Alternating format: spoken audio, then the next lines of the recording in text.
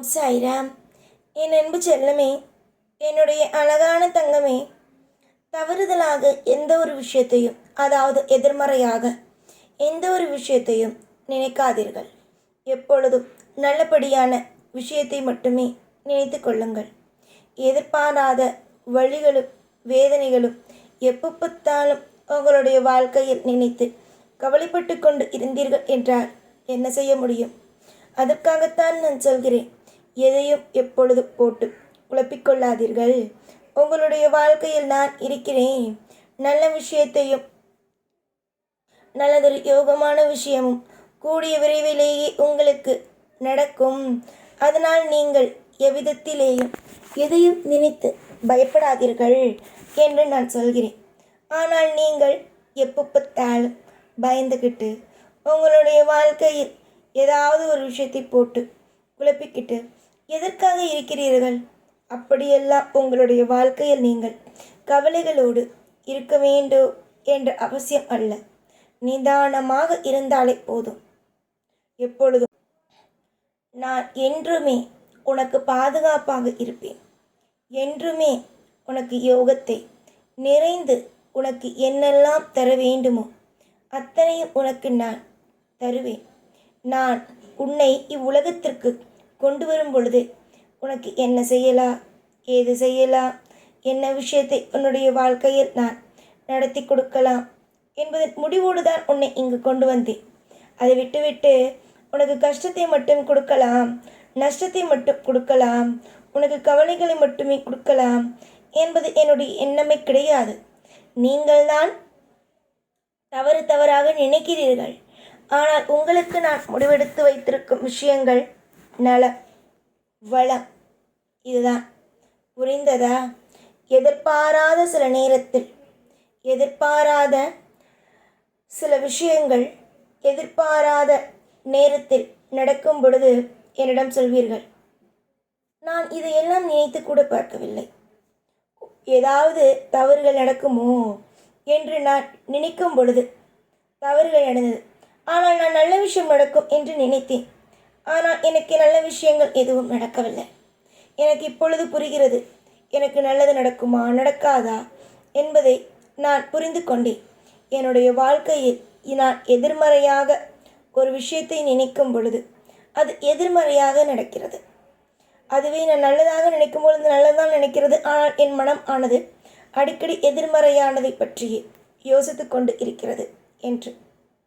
தங்கப்பிள்ளையே, காலங்கள் உங்களுக்கு எல்லா விஷயத்தையும் முன்கூட்டியே சொல்லும். அதை புரிந்து கொள்வதும் புரிந்து கொள்ளாமல் இருப்பதும் உங்கள் கையில்தான் உள்ளது. அதை மறந்து விடாதீர்கள். நீங்கள் பயந்து நின்ற காலங்கள் விலகி உங்களுடைய வாழ்க்கை ஒரு திருப்தியான காலங்கள் வரக்கூடிய நாட்கள் வந்துவிட்டது. எதையும் இதுதான் நடக்கும் அதுதான் நடக்கும் என்று போட்டு குழப்பிக்கொள்ளாமல் நடக்கும் அத்தனையும் சிறப்பாக நடக்கும்.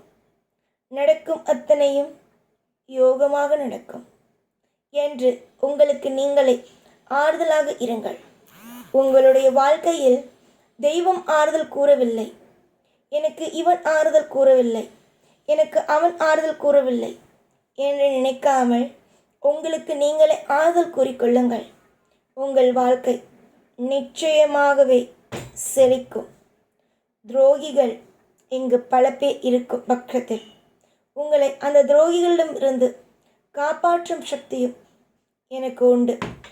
நீயும் உன் குடும்பமும் அழகழகான வாழ்க்கையை வாழ இருக்கிறீர்கள்.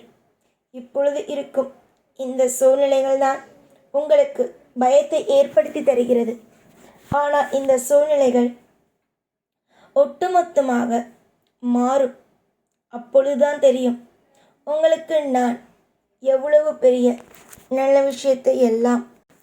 தெய்வம் உனக்கு இப்பொழுது எதுவும் செய்யவில்லை. ஆனால் கூடிய விரைவில் உனக்கு தெரியும் தெய்வம் உனக்கு என்னென்ன மாதிரியான விஷயங்கள் எல்லாம் செய்கிறது என்று.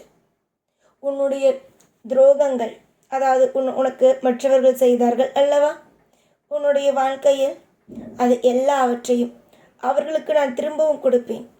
அப்பொழுதுதான் அவர்களுக்கு, ஓ, நாம் அன்று அவளுக்கு செய்தோம், அதேதான் இப்பொழுது இவளுக்கு நடக்கப் போகிறது, நமக்கு நடக்கிறது என்பது எல்லாம் அவர்களுக்கு புரிய ஆரம்பிக்கும்.